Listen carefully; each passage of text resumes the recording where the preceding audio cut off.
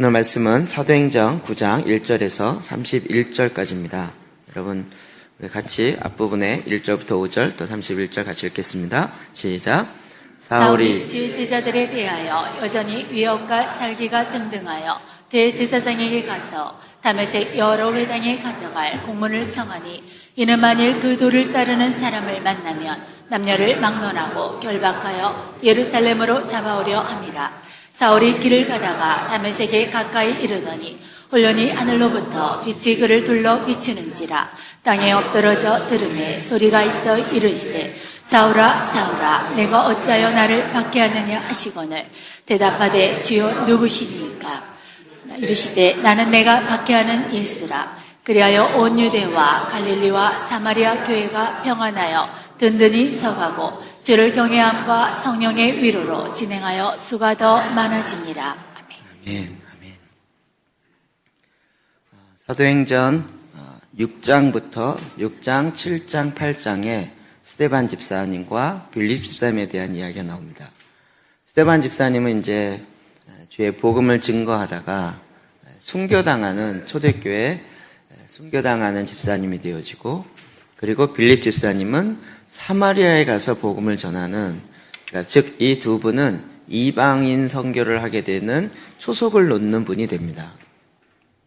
그냥 이런 초대교회에 이런 일이 있었다 이것뿐만 아니라 하나님의 큰 계획 속에 온 유대와 갈릴리 또 사마리아 땅끝까지 이뤄내 증인이 되겠다라고 하는 그 일을 성령께서 직접 이끌어가고 계신 것입니다. 그래서 이제 유대 지방을 넘어서 사마리아에 그리고 이방인까지 복음을 증거되게 되어지는 첫 초석, 스데반 집사님의 순교와 또 빌립 집사님의 사마리아 전도를 통해서 드디어 그 문이 열리는 것입니다. 그리고 이 일에 합당하게 일할 수 있는 사람을 하나님이 택하시는 것이 또 두 사람입니다. 좀 아이러닉한 부분이 있지만 사도 바울과 그리고 고넬료, 이방인 중에 첫 번째 복음을 받게 되어지는 고넬료 사건이 10장, 사도 바울이 예수님을 만나게 되는 것이 9장, 이렇게 해서 쭉 이제 네 분의 이 집사님들이, 집사님이 아니라 이렇게 연결해서 초대교회 성도들이 연결되는 걸 볼 수 있습니다. 그러니까 이 사도행전을 기록한 누가가 이런 흐름을 갖고 기록한 거죠. 그냥 초대교회에 있었던 많은 일 중에 하나, 두 개 기록한 것뿐만 아니라 정확하게 하나님이 지금 어떻게 하나님의 교회를 운행해 나가시는가, 이 땅을 다스려 가시는가 하는 부분들을 보고 그 흐름에 따라서 거기에 맞는 사건들을 지금 사도행전에 나열하고 있는 거죠. 그 중에 굉장히 드라마틱한 사건 중에 하나가 사도 바울이 회심하게 된 경우입니다. 그가 회심하기 전에 사울인데, 오늘 제가 이름을 계속 사울이라고 할 것입니다. 사울 왕과 헷갈리지 마시고 사도 바울이 되기 전의 사울로 이야기하겠습니다. 자, 우리 같이 1절부터 5절 다시 한번 볼까요? 시작. 사울이 주의 제자들에 대하여 여전히 위협과 살기가 등등하여 대제사장에게 가서 다메섹 여러 회당에 가져갈 공문을 청하니 이는 만일 그 도를 따르는 사람을 만나면 남녀를 막론하고 결박하여 예루살렘으로 잡아오려 함이라. 사울이 길을 가다가 다메섹에 가까이 이르더니 홀연히 하늘로부터 빛이 그를 둘러 비치는지라. 땅에 엎드러져 들음에 소리가 나서 이르시되 사울아 사울아 내가 어찌하여 나를 박해하느냐 하시거늘 대답하되 주여 누구시니까. 이르시되 나는 내가 박해하는 예수라. 아멘. 9장에 사울의 회심에 대해서 나오고 있지만 사실은 9장부터 나오는 것이 아니고 7장부터 나오고 있습니다. 7장 58절에도 보면 스데반 집사님이 순교하는 그 순간에 성 밖에 내치고 돌로 칠세 증인들이 옷을 벗어 사울이라 하는 청년의 발 앞에 두니라. 증인들이 사울이라고 하는 그 청년 앞에 그 옷을 두어서 증인 삼는 증거로 두었던 것입니다. 또 8장으로 넘어가면 사울은 그가 죽임당함을 마땅히 여기더라. 스데반 집사가 순교당한 걸 보면서 이건 마땅한 것이다 라고 얘기했던 사람이고, 3절에 보면 8장 3절입니다. 사울이 교회를 진멸하여 할세 각 집에 들어가 남녀를 끌어다가 옥에 넘기리라. 그러니까 사울은 그냥 반대하는 정도가 아니라 한 사람의 죽음 앞에 이 죽음은 당연하다. 이 죽음은 합당하다. 옳다라는 것에 앞장선 사람이고, 그 다음부터는 예수를 믿는 자를 찾아다니면서 집에 있는 자를 끌어다가 옥에 가두는 일에 앞장선 자가 된 거죠. 뿐만 아니라 오늘 9장에 보면 이 사울이 주의 제자들에 대해서 여전히 위협과 살기가 등등했어요. 살기, 무슨 뜻인지 알겠죠? 사람을 죽이고자 하는 그 눈빛, 살기가 등등해서 이제는 그냥 옥에다가 잡아 넣는 것뿐만 아니라 대제사장에게 가서 공식 공문을 요구한 거죠. 다메섹 여러 회당에 가져갈 공문을 청한 거예요. 제사장들이 대제사장이 이 예수의 도를 믿는 걸 못 믿게 하자, 이 정도 얘기했지만 적극적으로 그 사람을 다 죽이자, 뭐 어떻게 잡아가자 이런 얘기를 한 것이 아니에요. 근데 이 사울이라는 청년이 혈기가 등등하고, 그리고 아예 눈에 살기를 가지고 예수 믿는 자를 잡아 죽이려고 혈안이 되어서 본인이 앞장서서 대제사장을 찾아가서 내가 지금 이 예수 믿는 자들이 다메섹으로, 지금 다마스커스로 도망갔으니까 그들을 잡으러 갈 텐데 그것이 합당하다는 것을 나에게 공적인 문서를 띄워달라라고 스스로 요청하는 거예요. 그래서 이는 만일 그 도를 따르는 사람을 만나면 남녀를 막론하고 결박하여 예루살렘으로 잡아오려 함이라. 남녀를 상관하지 않고 누구든지 그 도를 믿는 자를 잡아서 예루살렘까지, 다메섹은 약 240km 정도 떨어져 있습니다. 예루살렘까지 잡아서 데려오고자 하는 거예요. 여러분, 예수님 믿으시나요? 이런 사울 한번 만나보시겠어요? 만나자마자 어떻게 할 것 같습니까? 그냥 가만히 한 게 아니라 완전히 죄인, 그것도 이단의 괴수처럼 잡아서 완전히 막 줄로 꽁꽁 매서 거의 인간 취급하지 않을 그런 분위기로 잡아오겠죠. 그럼 그가 이제는 정말 그냥 보통 예수 믿는 걸 반대하는 그 정도가 아니에요. 아주 적극적으로 눈에 불을 켜고 내가 이 일에 내 인생을 바치겠다라고 할 정도로 사명을 갖고 적극적으로 나서서, 이 사울은 뭘 먹고 사는지 그런 거 다 포기하고 다메섹까지 가서 그곳에 있는 그리스도인을 잡아서 예루살렘으로 데려오겠다라고 할 정도까지 아주 그냥 증거가 가득 차 있는 그런 인간인 것을 성경은 계속 이야기하고 있어요. 여러분, 이게 참 놀라운 일이죠. 하나님의 계획하심은 인간의 생각을 훨씬 뛰어넘습니다. 여러분, 이런 인간이 지금 나타난다. 그러면 우리는 어떻게 기도할까요? 여러분 같으면 우리 기도 제목 딱 올라오면 어떻게 나올까요? 주여, 사울에게 잡히지 않게 해주세요. 굉장히 소극적인 거. 조금만 적극적이면 사울을 죽여주세요. 사울이 오다가 다리가 부러지든지 어디 떨어지든지 해서 꼬꾸라져가지고 아예 하나님 한 칼에 좀 하나님께서 해결해 주세요.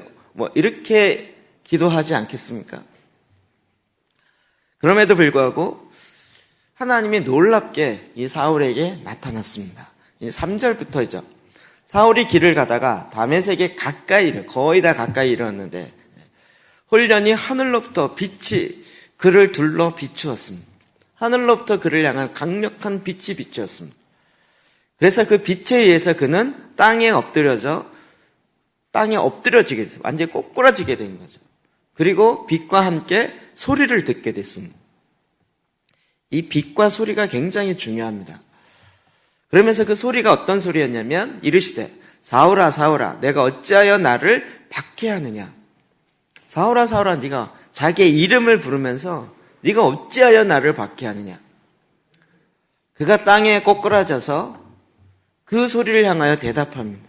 주여, 누구시오니까. 그 강력한 빛이 정말 인간의 상상을 초월하는 신적인 존재라는 것에 대해서는 그가 인정을 했죠. 주여, 로드. 유대인들은 주여라는 얘기를 함부로 하지 않습니다.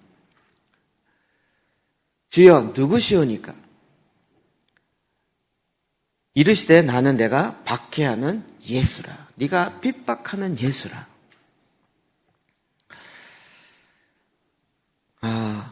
이 놀라운 회심의 체험을 사울이 합니다. 정말 오늘날 이와 같은 회심의 체험이 반드시 있어야 하느냐? 반드시 있어야 하는 것은 아닙니다. 사람마다 좀 다르긴 합니다. 그러나 이 시대에 없느냐? 그렇진 않습니다. 이 시대에도 동일하게 이렇게 주님께서 전격적으로 나타나시기도 하고 환상 가운데, 꿈 가운데 다양한 모습으로 나타나신 바 되어서 그에게 예수 그리스도 되심을 드러내는 일들이 굉장히 종종 많이 있습니다. 이것이 절대 표준이 될 수는 없지만 하나님이 일하시는 특별한 일 중에 지금도 여전히 그렇게 일을 하고 계시는 부분은 많이 있다는 것을 듣는 것입니다.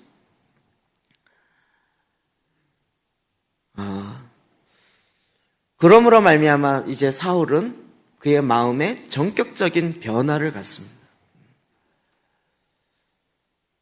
저는 예수 그리스도를 만나는 그 만남이 결국 우리의 생애에 놀라운 변화를 가져올 수밖에 없다 생각합니다.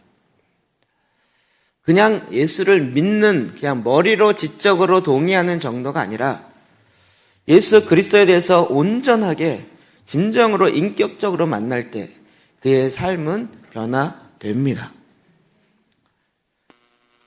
저도 제가 몇 번 말씀드렸지만 교회를 초등학교 2학년 때부터 다니면서 하나님의 얘기, 예수님의 얘기 숱하게 들었지만 그리고 정말 교회에 너무 열심이어서 학교는 개근상을 못 받았는데 주일학교에서는 개근상을 받는 초등학교 2학년 때부터 6학년까지 다니면서 한 번 빠졌습니다. 병원에 아파서 가는 거 외에는. 그때는 초등학교 주일학교 오후 예배뿐만 아니라 주일학교 수요 예배도 있다는 거 참고하셔야 됩니다. 그 주일학교 수요 예배도 빠지지 않고 다니면서 정말 주일학교에서 개근상을 받았습니다. 나름대로 열심히 다녔던 사람입니다. 그럼에도 불구하고 사춘기가 넘어가 이럴수록 변화되지 않는 내 모습, 그리고 내가 정말 믿는 게 진짜인지를 내 스스로가 드디어 내가 이렇게 생각하기 시작하면서 나의 사고가 들어오기 시작하면서 그 부분이 자꾸 의심이 되는. 그리고 그때부터 시작해서 계속 고민했습니다. 그게 이제 거의 중학교 3학년 때쯤입니다. 그리고 그때부터 계속 목사님한테 물어보는 거죠. 목사님 이거 왜 그래요? 왜 그래요? 거의 마음에 답을 못 얻었습니다. 고등학교가 되면서는 더 그랬습니다.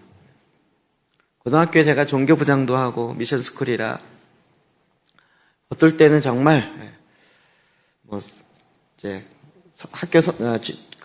주일학교 선생님이라 이야기도 많이 하고 정말 많은 활동을 하면서 아이들 가리키기도 했지만 실제 저 자신은 믿어지지가 않고 의심이 더 가는 거고요. 고등학교 2학년, 3학년이 되면서는 아주 극도에 처한 거죠.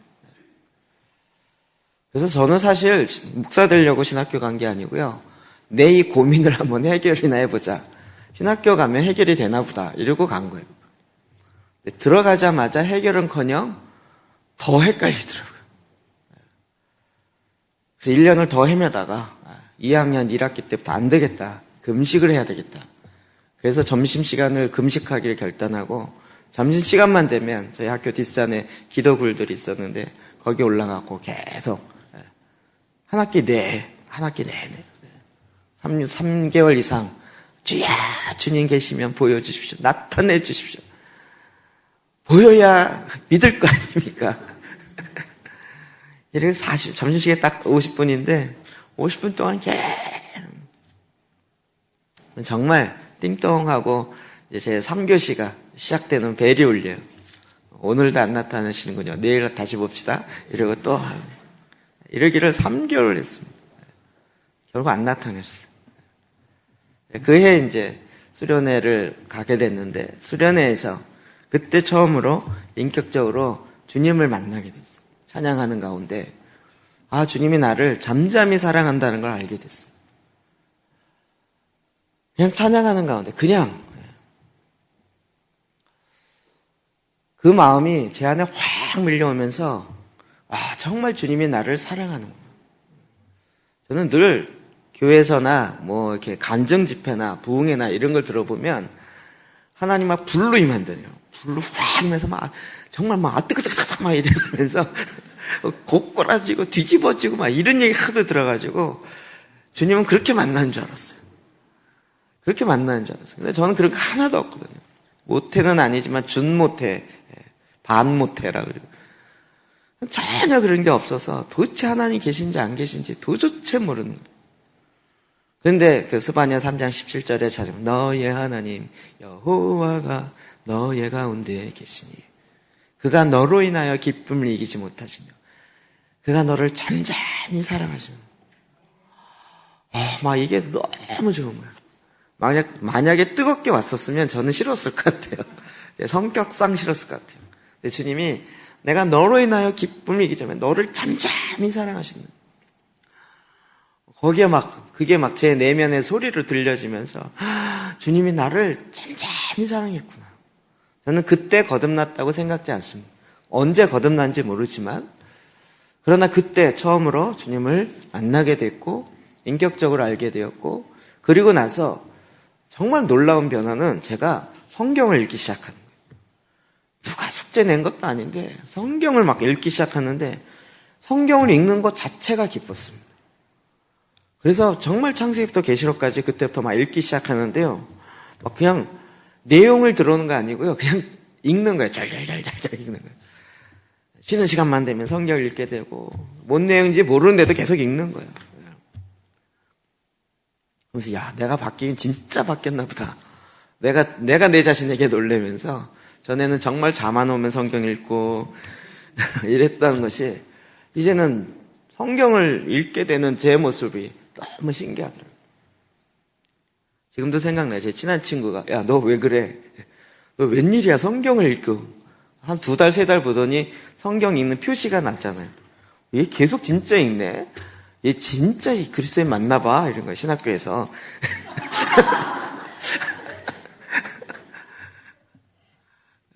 성경 읽는 신학생 찾아보기가 쉽지 않았던 것 같아요. 여러분 주님을 만나셔야 됩니다. 지적인 머리로 동의되어지는 것이 아니라 마음으로 믿어 의에 이르는 것입니다. 정말 내 인격적으로, 전 인격적으로 주님을 만나십시오. 그냥 머리로 옳으냐 그르냐 아무 소용없습니다. 아무리 틀리다 그래도요. 딱 만나는 순간 완전히 뒤집어져요. 완전히 새로워져요. 머리로 옳고 그래서 믿는 것이 아니고 그냥 만남으로 되는 거예요. 이 세상에 3대 거짓말이 있다 그랬잖아요. 연세 많으신 분이 빨리 죽겠다라고 하는 거라. 장사꾼이 손해봤다라는 거는. 또 하나 뭐죠? 시집 안 가겠다는 거.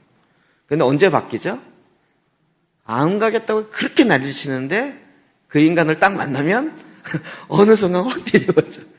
무슨 이론과 상관이 없어요. 그냥 탁. 주님을 만나는 순간 내가 그동안 얘기했던 왜 틀렸고 뭐가 이런 게 아니고요. 정말 주님이 계시네. 정말 주님이 살아계시네. 그 순간 나의 기초가 새롭게 딱 깔리는 거죠. 그동안 했던 모든 말, 이론 그냥 정말 하늘에서 낙엽 떨어지지 주르륵 떨어지고 그냥 주님이 계시는구나. 그리고 그 주님이 나를 사랑하시는구나. 그 기초 위에 다시 시작하게 되는 거예요. 성경은 계속 이렇게 이야기하고 있습니다. 나를 만나라고요. 하나님을 만나라고요. 레위기 29장 13절이요. 시작. 너희가 온 마음으로 나를 구하면 나를 찾을 것이요 나를 만나리라. 어떤 자가 하나님을 만납니까? 하나님을 구하는 자가 만납니다. 하나님을 향하여 갈급하게 찾는 자가 만납니다. 물론 이 사울 경우는 아주 특별한 경우지만 그래도 그의 마음에 적어도 그의 마음에 진리를 향한 갈망은 있었던 것 같습니다. 자기가 머리로 생각하기에 이게 유대교의 진리가 진짜인데 이거가 아닌 다른 것을 이야기하는 것에 대해서 그는 허락할 수가 없는 거죠. 그러나 그렇게 열심으로 나아갈 수 있었던 것은 그의 마음에 그 열정이 있었다는 거죠. 여러분, 저는 그래서 예수를 믿으라 이렇게 얘기하기보다는 주님을 만나야 됩니다 라고 표현하기를 좋아합니다. 그냥 머리로 지적으로 믿는 것이 아니라 내 전 인격적으로 주님을 만나는 거예요. 그랬을 때부터 내 마음의 중심이 바뀌어집니다. 주님은 우리의 공부의 대상이나 무슨 학문의 대상이 아니라 인격적으로 만날 수 있는 분이고 대화가 되어지는 분이고 그래서 계속 나와 함께 내 안에 거하셔서 정말 영원토록 나를 떠나지 아니하시고 나와 함께 계시는 그 하나님이신 것을 우리가 알 수 있게 되는 것입니다. 그래서 주님은 계속 이야기합니다. 마태복음 7장 7절이요. 시작. 구하라 그리하면 너희에게 주실 것이요 찾으라 그리하면 찾아낼 것이요 문을 두드리라 그리하면 너희에게 열릴 것이니. 아멘. 네. 뭘 구해야 됩니까? 내가 원하는 거 구하는 얘기가 아니고 주님을 구하라고요. 주님의 나라를 구하고 주의 뜻을 구하라고요.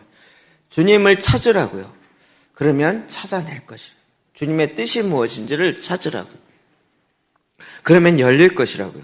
그럼 이것이 신약에만 나오는 것이 아니라 구약 모세오경에도 있는데 신명기 4장 29절에 보면 그러나 내가 거기서 내 하나님 여호와를 찾게 되리니 만일 마음을 다하고 뜻을 다하여 그를 찾으면 만나리라. 모세오경 가운데서도 네가 그를 찾으면 만난다는 거예요. 하나님 만날 수 있다는 거예요. 지금 예수님이 사울을 만났습니다. 그런데 사울이 나중에 다시 이 간증을 성경에 몇 번 합니다. 갈라디아서 1장 15절부터 보면 그러나 내 어머니의 태로부터 나를 택정하시고 이때 예수님을 만났지만 사도 바울은 갈라디아에서 다시 이것을 간증하면서 어머니의 태로부터 내가 택정함을 받았다라고 표현하고 있습니다. 그의 은혜로 나를 부르시니가 그의 아들을 이방에 전하기 위하여 나를 부르신 사명이 무엇인지 데스티니가 무엇인지 정확하게 아는 그의 아들 예수를 이방 가운데 전하기 위해서 그를 내 속에 나타나시기를 기뻐하셨을 때 예수님이 사울에게 나타나기를 기뻐했다고. 어쩐 네가 나를 비박해? 이놈 너 나 만나서 고생 좀 해봐라. 이런 의도에서 만난 것이 아니라 주님이 그에게 나타나기를 기뻐하셨다고. 내가 곧 혈육과 의논하지 아니하고 또 나보다 먼저 사도된 자를 만나려고 예루살렘으로 가지 아니하고 아라비아로 갔다가 다시 다메섹으로 돌아갔노라. 주님이 그를 만나기를 기뻐하셨습니다. 여러분, 주님이 나를 만나기를 귀찮아하거나 싫어하지 않으십니다. 저와 여러분 모두를 다 만나기를 기뻐하십니다. 우리의 지금의 마음의 상태가 어떤지 상관없이 주님은 우리를 만나기를 기뻐하십니다. 이 주님 만나시길 주의 이름으로 축복합니다. 찾고 찾으십시오. 찾으십시오. 열망을 갖고 찾으십시오. 그럼 이럴 때 주님은 또 이 일과 관련해서 계속 준비하고 예배하고 훈련하는 것을 볼 수 있습니다. 6절부터 9절 볼까요? 시작. 너는 일어나 시내로 들어가라. 내가 행할 것을 내게 이를 자가 있느니라 하시니 같이 가던 사람들은 소리만 듣고 아무도 보지 못하여 말을 못하고 서 있더라. 사울이 땅에서 일어나 눈을 떴으나 아무것도 보지 못하고 사람의 손에 끌려 다메섹으로 들어가서 사흘 동안 보지 못하고 먹지도 마시지도 아니하니라. 아멘. 그가 주의 음성을 듣는데 그는 들었지만 다른 사람들은 소리는 들었지만 보이는 게 없었습니다. 그리고 그 소리가 무엇인지를 알지 못하는 거죠. 다른 사람은 말을 못하고 서 있었습니다. 사울이 땅에서 일어나 눈을 떴는데 아무것도 보지 못해요. 주님의 빛 앞에 서서 이제는 이 세상에 보여지는 모든 것들을 다 못 보게 되었습니다. 그래서 이제는 장님이 되어서 사람의 손에 끌려서 다메섹 가까이 다시 이제 보기서 그랬기 때문에 들어가게 됩니다. 그리고 사흘 동안 보지 보지 못했다는 건 인정되죠. 근데 보지 못하고는 수동태로 되어 있고요. 먹지도 마시지도 아니하니라. 그가 보지 못했지만 그래도 먹을 수는 있잖아요. 마실 수도 있고. 근데 3일 동안 그가 먹지도 마시지도 않는다. 여러분, 사울의 입장에서 한번 생각해 보십시오. 이건 절대 안 돼요. 저 예수가 메시아라고 이건 있을 수 없는 거야.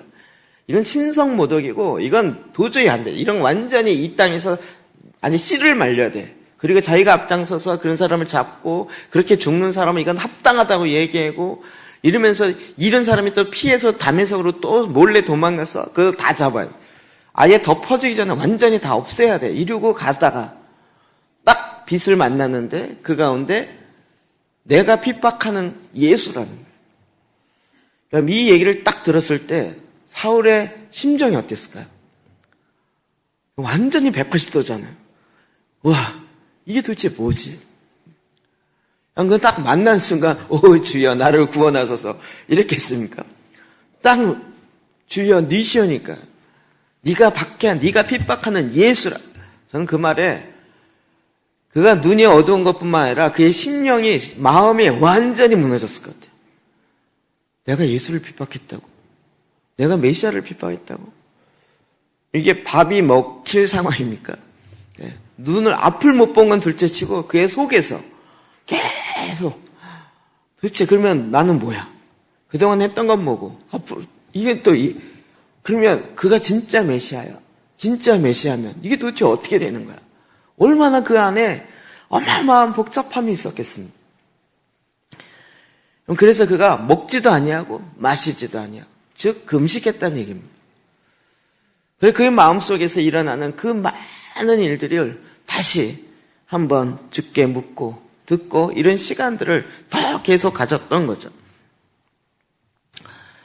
이러는 가운데 참 놀랍게도 하나님은 이미 다른 한 사람을 통해서 그에게 도움을 줄 계획을 하고 있습니다. 그래서 이제 아나니아를 말씀하시는 거죠. 10절, 11절이요. 시작. 그때 다메섹에 아나니아라는 제자가 있더니 주께서 환상 중에 불러 이르시되 아나니아야 하시거늘 대답하여 주되어 내가 여기 있나이다 하니 주께서 이르시되 일어나 직가라는 거리로 가서 유다의 집에서 5사람 사울이라는 사람을 찾으라. 그가 기도하는 중이니라. 네. 하나님이 아예 기도하는 중이라고 얘기해요. 사울이 3일 동안 먹지도 않고 마시지도 않고 뭐 하고 있다고요? 기도하고 있다고. 그런데 이제 아나니아에게 우리 스토리 잘 아시죠? 가라. 정확하게 유다의 집에서 5사람 사울이라는 사람을 찾으라. 정확하게 어느 집에 있는지를 이야기해 줍니다. 자, 여러분 사울입니다. 여러분 같으면 가시겠습니까? 가시겠습니까? 쉽지 않은 얘기죠. 그래서 아나니아가 또 하나님께 주여 그가 어떤 자인지 우리가 잘 압니다.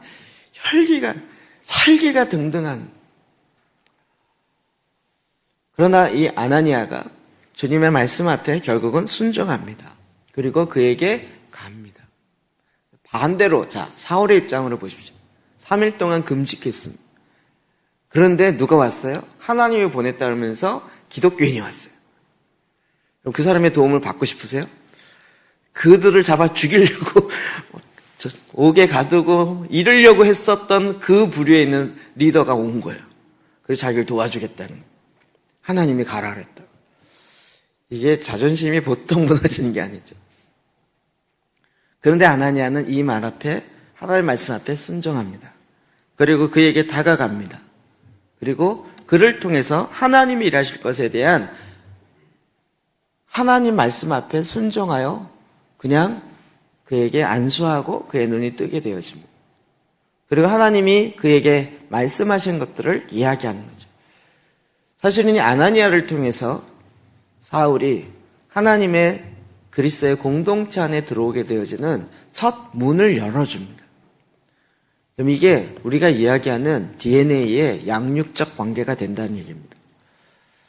사울이 사도 바울이 되어지기까지 몇몇 사람들이 그를 도와주고 그를 통하여서 하나님의 그리스도의 공동체 안에 들어오게 하고 그리고 주님 앞에 부름받은 그 사명의 일들을 감당하도록 돕는 것입니다. 여러분 DNA 짝을 잃은 사람 붙여드릴까요? 같이 하라고? 계속 매번 만나서 이야기하라고. 여러분 자꾸 우리가 DNA 문제는 아시죠? 모르시나요? 이번엔 다른 교회 같은 분위기가 확 느껴지죠? 이게 셀 안에 1:1 구조에 DNA가 있습니다. 굉장히 중요합니다. 저희 굉장히 핵심적으로 이야기하는 부분. 자꾸 DNA 짝을 좋은 사람 이렇게 이야기하는데 좋은 사람이 어떤 사람이에요? 사울과 같은 사람입니다. 결론적으로 나중에 아나니아가 사울이 사도 바울이 되어서 놀랍게 사역하는 거 보면서 그의 마음에 얼마나 큰 기쁨이 있었겠습니까? 인간의 생각으로는 처음에 아니다라고 생각하고 이 사람 절대 아니야라고 했을지 모르지만 그러나 하나님이 그를 향해서 모든 이방인의 복음을 증거하게 하는 하나님의 일꾼으로 세울 때 여러분이 아나니에게는 큰 기쁨이 됐겠죠. 우리가 생각하는 틀을 좀 내려놔야 합니다. 모든 민족으로 제자를 삼아 이 얘기는 내가 삼고 싶은 제자만 민족만 딱 해서 하는 것이 아니고 내가 하고 싶은 사람만 하는 것이 아니라 하나님의 일하신 가운데 내 생각을 내려놔야 된다.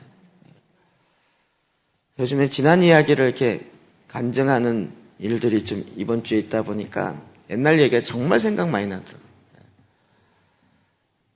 저희도 이 양육의 중요성을 많이 깨닫고요. 그래서 어떻게 하면 한 사람을 양육할까? 우리가 원맨 비전이라고 한 사람을 향한 하나님의 비전. 이게 아주 그냥 책으로도 있고요. 우리 사역의 가장 핵심적인 원리였어요. 그거 알고 나서 계속 찾아줬겠죠. 이 사람일까? 이 사람일까? 이 사람일 것 같아. 그냥 확실해. 그래갖고 막 한 학기 도와줬는데 그냥 나가겠다는 거예요. 정말 발등 찍히고 배신당하고 이런 일 정말 많았습니다. 하여튼 죄송한데요. 그래서 신학생 잘 안 믿습니다. 뭐 믿음이 어떻고 저렇고 어쩌고 뭐 얘기하고 막 와서 막 프로젝트 얘기하고 그러면 일단 마음이 경계가 탁 생깁니다. 워낙 그런 일을 많이 당해가지고요. 자기가 하나님을 위해서 큰 교회를 해갖고 하나님께 영광을 어마어마하게 신학교 1학년 학생이요. 어마어마하게 돌리겠대요. 그래갖고 그때부터 이성교제 하기 시작하는데 4년 내내 속썩이기 시작해가지고 별의별 인간 다 있습니다. 근데 희한한 건요. 내가 딱 이 사람이겠다 싶은 거는 그 사람은 꼭 배신하고 하는데요. 생각도 안 하는 사람이 보지도 않아요. 뒤통수 뒤에서 슬슬슬 주님의 말씀으로 일어나고 있어요. 희한한 정말 우리의 인간의 판단으로 양육할 수 있는 것이 없더라고요. 하나님이 하시는 거지 내가 하는 게 아니더라고요. 우리는 그냥 주님이 나에게 하라고 하시는 그 일을 하는 것입니다. 아나니아와 같이. 로마서 8장 28절 볼까요? 시작. 우리가 알거니와 하나님을 사랑하는 자, 곧 그의 뜻대로 부르심을 입은 자들에게는 모든 것이 합력하여 선을 이루느니라. 아멘. 모든 것이 합력하여 선을 이룹니다. 선을 이룹니다. 하나님께서 지금도 저와 여러분을 통해서 여러분을 아나니아로 사용하셔서 정말 사울과 같은 자를 하나님이 일하십니다.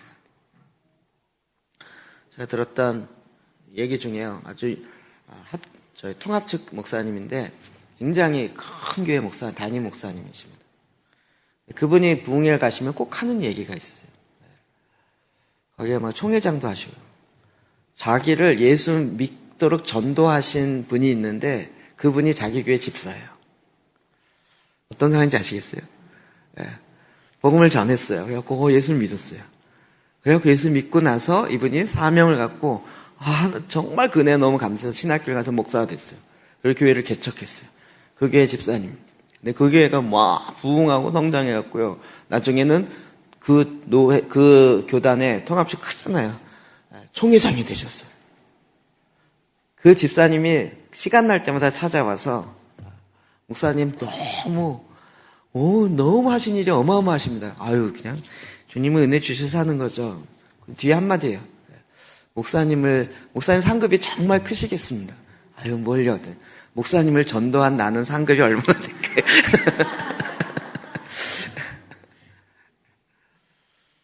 이해되시나요?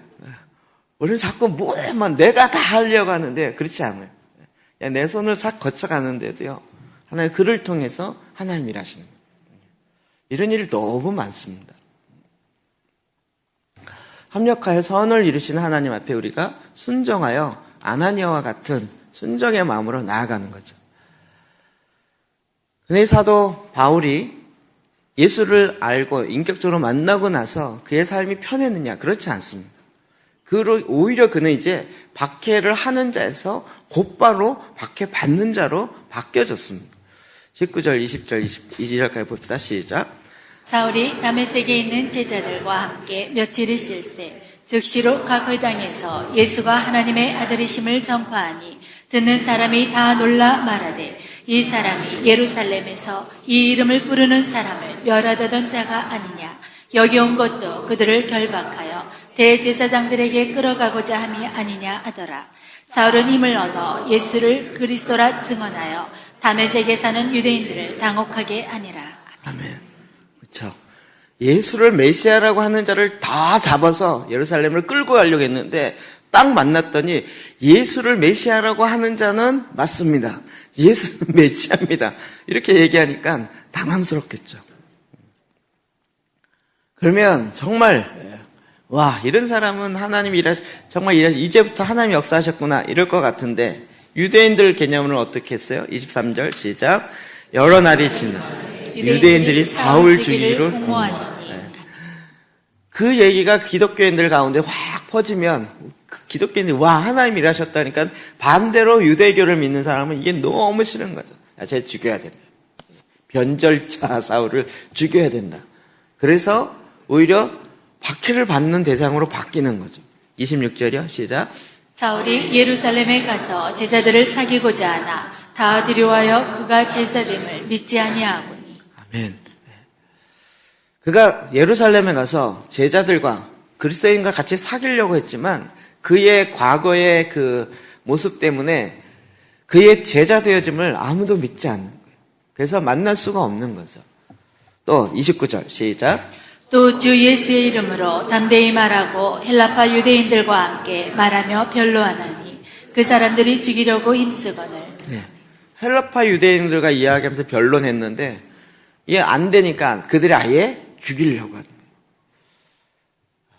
여러분, 예수 그리스도를 믿으면 이 땅에 막 좋은 일 있어야 된다라고 생각하는 거 잠시 좀 접어놓으셔야 되지 않을까요? 이 땅에 있는 한 우리가 이 땅에 있는 악의 영들, 하늘에 있는 공중의 권세 잡은 자들에 의해서 그냥 놔두질 않는 거죠. 어떻게든지 그로 하여금 주님의 이 복음을 전하지 못하도록 거꾸로 더 받게 하는 거죠. 우리 성경은 이 박해에 대한 이야기가 더 많이 나오고 있습니다. 오늘 저희가 박해에 집중하기보다는 사울에게 좀 더 보십시다. 15절, 16절 볼까요? 시작. 주께서 이르시되 가라. 이 사람은 내 이름을 이방인과 임금들과 이스라엘 자손들에게 전하기 위하여 택한 나의 그릇이라. 그가 내 이름을 위하여 얼마나 고난을 받아야 할 것을 내가 그에게 보이리라 하시니. 아멘. 아나니아가 주님 그 자를 어떤 사람인지 내가 아는데 못 갑니다. 그럴 때 주님이 그 아나니아에게 이야기하면서 가라. 이 사람은 내 이름을 위하여 이방인들과 임금들과 이스라엘 자손들에게 전하기 위하여 택한 나의 그릇이다. 아나니아가 보는 관점과 지금 주님이 보는 관점이 다른 거죠. 그는 내가 택한 나의 그릇이라는 거예요. 그가 내 이름을 위하여 얼마나 고난을 받아야 할 것을 내가 그에게 보이리라. 그가 이 하나님의 복음을 증거하기 위해서 이방인 가운데 임금들 앞에 또 이스라엘 자손들 앞에 얼마나 많은 고난을 받아야 할지를 내게 보이겠다는 거예요. 하나님께서 이제 사울을 향해서 실제적으로 놀라운 하나님의 계획이 이제 풀어지는데 거기에는 놀라운 하나님의 일하심의 손길이 있어집니다. 그럼 거기에 지난번 스데반 집사님 얘기할 때 잠깐 얘기했지만 스데반 집사님이 순교할 때 그의 순교를 딱 자기가 증인으로 자기가 책임지겠다 했던 사람이 사울이었습니다. 정확하게 22장 20절에 자기가 간증하면서 이야기했던 부분입니다. 봅시다. 시작. 또 주의 증인 스데반이 피를 흘릴 때에 내가 곁에 서서 찬송하고 그 죽이는 사람들의 옷을 지킨 줄 그들도 아나이다. 네. 아예 찬송했을 뿐만 아니라 자기가 거기에 앞장선 자가 되었던 거죠. 그런데 스데반 집사가 죽을 때 어떻게 죽었죠? 네. 뭐라 그랬어요? 내 영혼을 불쌍히 여기셔서 그랬죠. 내 영혼을 먼저 거두어 주십시오. 그리고 나서 그 다음에 아버지여 저들을 용서해 주십시오. 여러분이 스데반 집사님의 결국 기도를 통하여 하나님이 이 사울이라는 청년 가운데 나타날 수 있는 근거가 된 거죠. 하나님은 늘 기도를 통해 일하십니다. 왜요? 기도는 이 땅을 다스리는 통치하는 기관이기 때문에. 기도하는 순간에 하나님의 그 기도의 근거에서 예를 들면 만약에 사탄이 하나님 보좌 앞에 나가서 그렇게 나타나시는 법이 어디 있습니까? 반칙입니다. 도대체 이렇게 나타나면 말이 됩니까? 이러면서 얘기한다면 하나님이 뭘 근거를 얘기하겠습니까? 아니다. 스데반이 순교하는 그 순간에 그의 죄를 용서해달라고 기도했다. 그러므로 그 기도에 내가 응답한 것이니라. 하나님은 늘 기도의 근거에서 일하십니다. 근데 그 기도의 근거에서 일하시는 것은 하나님의 방법으로 일하십니다. 하나님 우리에게 뭐라고 얘기하셨냐면 원수를 향하여 사랑하라고 이야기하는 거예요. 마태복음 5장 산상수훈입니다. 44절 시작.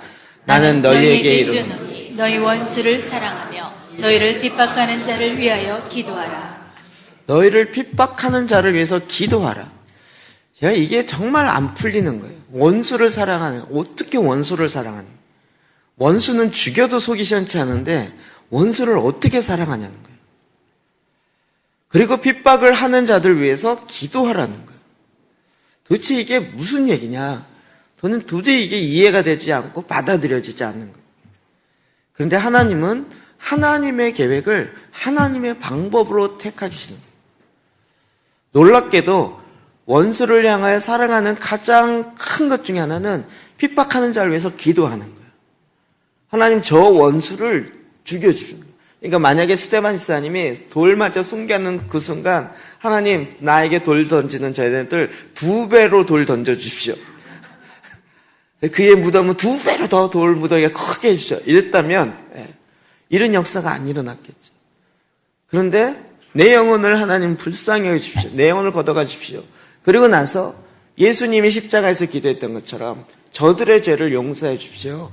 자기의 죄가 무엇인지 알지 못함입니다. 라고 기도하는데 그 기도의 근거에서 이제 누가 일하셨어요? 하나님이 일하셨어요. 그런데 하나님이 일하셨는데 하나님의 방법으로 일하셨어요. 그를 변화시켜서 이렇게 간 게 아니라 하나님, 이제 하나님이 그를 향한 하나님의 계획으로 그러니까 원수를 향하여 기도하기 시작할 때 나를 핍박하는 자를 향하여 기도하기 시작할 때 하나님이 그 가운데 일하기 시작하는 거예요. 하나님의 역사를 보는 거예요. 그래서 주님이 원수를 사랑하라고 말씀한 거죠. 이게 하나님의 방법이라고 주님이 우리에게 이건 믿음이에요. 왜냐하면 원수를 사랑해야 된다는 계명을 주신 거지. 그래서 안 사랑하면 마음의 괴로움, 이게 이 차원이 아니고 원수를 대하는, 원수의 문제를 해결하는 하나님의 방법이 있어요. 이 세상의 방법이나 나의 방법은 그걸 어떻게든지 갚아주고 2배로 갚아주고 완전히 막 모든 지방까지 싹 씨를 말리는 이래야 직성이 풀리는 게 인간의 마음이라면, 그런데 하나님은 그 문제를 풀어가는 하나님의 방법은 그 문제를 향해서 하나님께 맺게라는 거예요. 하나님께 기도하라는 거예요. 그러면 하나님께서 해결하시겠다는 거예요. 우리 마음속에요, 제 안에도요, 어렸을 때부터 대부분의 사람들이요, 마음에 갖고 있는 원한들이 있어요. 특히 한국 사람은 한이 많아요. 그래서 대한민국이랬어요. 한이 없는 집안이 없어요. 그래서 그 한이 한 번 있으면 그 한 풀려고 평생을 거기다가 한 푸는데 내 모든 걸 한을 풀려고. 어떤 분은 자기가 막 어렸을 때 한이 있으면 한을 푸는데 완전히 모든 인생을 다 걸어요.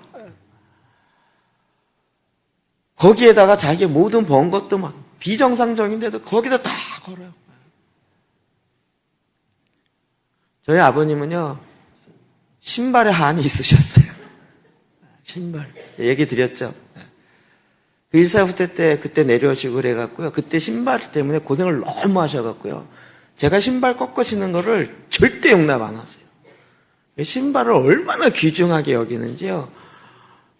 신발이 저보다 더 귀한 것 같아요. 그리고 그 신발에 대한 그 경애와 그 얘기가, 뭐, 어마어마하세요.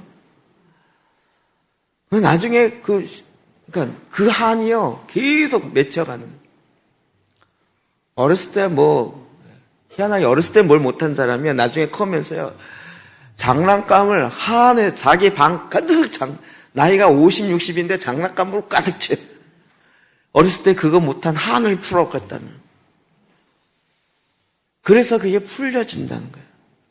이 세상 심리학은 그렇게 이야기해요. 그런데 하나님 그것을 이제는 하나님의 방법으로 바꾸라는 거예요. 그거를 못했기 때문에 지금 내가 대리만족으로 지금 내가 할 수 있으니까 해보리라. 그래서 지금 내가 마땅히 이 나이에 지금 이 순간에 해야 될 일을 하나님의 일을 하지 아니하고 그 한 풀어가는 것에 내 평생을 갚아버려. 시간을 다 소비해요. 그럼 이 원수를 갚는 것에 묶였지 말라는 거예요. 내 평생 원수를 갚는. 어렸을 때 막 중국 영화 너무 많이 봤잖아요. 중국 영화 맨날 그거죠. 했는데 막 온 집안이 다 죽었는데 애 하나가 뚝 떨어져고 유모가 걔가 그런데 걔가 산속에 들어가서 무술을 딱 커갖고 딱 나타나서 이 부모의 원수를 막 이래가면서 맨 그런 거였잖아요. 그러니까 막 원수는 갚아야 막 이런 게 너무 그래갖고 막 또 해서 다 죽였는데 그 집에 애 하나가 또 사라져. 그러면서 영화 끝나. 이런 거 많잖아요. 늘 원수예요. 근데 거기에 우리의 모든 에너지를 그게 굉장히 에너지가 커요. 거기 다 뺏기는 거예요. 그거 뺏겨서 결국은 내가 오늘 하나님의 말씀 앞에 순종해야 할 일을 못하는 거예요. 여러분, 그 부분에 이제는 하나님 앞에서 딱 내려놓고 하나님이 원하시는 방법을 내가 택하는 거예요. 내가 과거에 못 해봤기 때문에 오늘 내가 그냥 뽕을 뽑아보겠다. 그래서 완전히 대리 만족으로 내 그 만족감을 완전히 누리겠다. 한두 번은 해도 괜찮겠죠. 한두 번. 거기에 모든 에너지를 다 쏟지 마시고. 이제는 하나님께서 어떻게 하라는지를 보라는 거예요. 과거에 상처했기 때문에 오늘 그 상처로 인해서 오늘 내가 못한다라고 하는 건 내 손해인 거예요. 과거에 어떤 한이 많기 때문에 우리 집안에 한이 있기 때문에 오늘 내가 해야 될 것들을 못하는 건 당연한 게 아니라 내가 손해보는 거예요. 그래서 주님은 그 문제를 풀어가는 하나님의 방법은 그 원수를 향하여 사랑하라는 건데 사랑의 가장 핵심은 기도하라는 거예요. 기도하라. 이게 하나님께서 일하시는 하나님의 방법입니다. 로마서에 아예 구체적으로 이야기합니다. 12장 14절 읽어봅시다. 시작. 너희를 핍박하는 자를 축복하라. 축복하고 저주하지 말라. 내 원수가 줄이거든 먹이고 목마르거든 마시게 하라. 그리함으로 내가 숯불을 그 머리에 쌓아 놓으리라. 악에게 찌지 말고 선으로 악을 이기라. 아멘. 네, 원수가 줄이거든 먹이라는 거예요. 이게 원수로 인하여서 일어나는 모든 문제를 딱 끊어내는 하나님의 방법이에요. 목마르거든 마시게 하라고요. 목마르거든 잘 됐지 쌤통이다 이러지 마시고 그를 물을 줘서 마시게 하라고요. 그리함으로 내가 숯불을 그 머리에 하나님의 내가 내 진노로 내 화로 그를 갚는 것이 아니라 하나님께 모든 심판을 내어드리는 거예요. 마지막 때에 하나님이 다 알아서 심판하세요. 그러니까 그걸 내가 심판해야 되겠다고 나서서 하나님 대신 내가 심판할게요. 내 마음 좀 후련하게 해주세요. 이것에 사용하지 말고 우리는 단지 하나님 말씀 앞에 순종하여서 그래서 악에게 지지 말고 선으로 악을 이기라고요. 여러분, 그동안 해왔던 이 세상의 논리와 자기 논리를 좀 내려놓고 하나님의 말씀 안에서 뭘 원하시는지 보고 그 말씀 앞에서 이제는 선으로, 하나님의 말씀으로 악을 이기라고요. 내가 과거에 나에게 상처 줬던 부모와 남편과 아내와 집안에 일어나는 많은 일들이, 그런 거 이제 내가 어떻게 함으로 이런 거 좀 내려놓고 오히려 선으로 악을 이기라고요. 그래서 이게 표현이 핍박하는 자를 축복하라는 거예요. 축복하고 저주하지 말아라. 여러분, 저주하게 되면 그 저주가 그에게 가는 것도 있지만 그 저주로 해서 나도 묶인다는 거 아십니까? 나도 계속 이게 그 쇠고랑과 같아서 그를 쇠고랑으로 차면 그 쇠고랑을 줄을 내가 평생 잡고 있는 꼴이 돼요. 내가 지금 다른 일을 해야 되는데 이건 맨날 잡고 있어갖고 그 저주 걸어놓은 것이 나에게도 영향을 계속 미쳐요. 영적 원리가 똑같습니다. 여러분이 혹시라도 내가 목사님에게 사기를 당해갖고 난 다시는 목사와 관계를 안 하겠다 이렇게 되면 여러분 맹세한 거잖아요. 그래서 그 원수를 내가 갚아겠다라고 하면 그 다음부터는 하나님이 목사님을 통해서 주고자 하는 그 계획은 하나도 못 받게 돼요. 과거에 있었던 사건 하나 때문에. 내가 부모에 대해서 다시는 이렇게 하지 않겠다라고 스스로 내 마음의 상처와 한 때문에 걸어놨던 것이 결국은 내 손해가 돼요.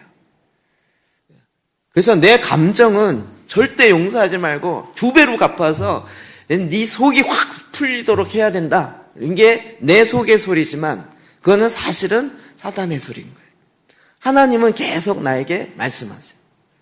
그건 내 생각이라고 하는데 사단이 주는 생각을 내가 받아들이는 거예요. 하나님은 하나님의 말씀을 우리에게 주시는 거예요. 너를 핍박하는 자를 위해서 저주하지 말고 축복하라는 거예요. 축복했더니 사울이 변하여 사도 바울이 되는 거예요. 여러분, 주님의 입장으로 볼 때 저를 저주해서 사울을 돌 던지고 그 사울을 저주해서 하나님의 심판이 내리는 것보다 그가 변화되어서 하나님이 그를 향한 태초부터 있는 태어나면서부터 하나님이 택정하시고 예정하신 그 뜻이 풀어지는 것이 더 합당하겠죠. 하나님이 지금 이 문제를 풀어내라는 거예요. 여러분, 이제 한국 교회에, 한국 사회에 이 하나님의 메시지가 들어가질 않아요.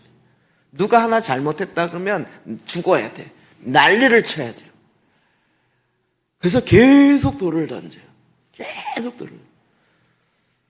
그러면 이 문제가 어떻게 풀어지겠냐고. 또 그게 아니라 그러면서 지금 완전히 양분되면서 지금 우리나라 정세를 이야기하는 겁니다.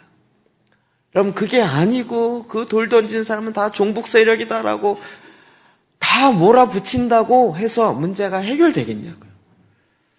그것이 아니라 이제는 그 앞에 들어가서 핍박하는 자를 향하여 축복하며 기도하는, 그래서 비록 숨겨나간다 할지라도 그렇게 기도하는 그 하나님의 말씀이 그 안에 이루어짐으로 말미암아 하나님의 역사가 이루어지는 거죠. 이게 하나님의 말씀입니다.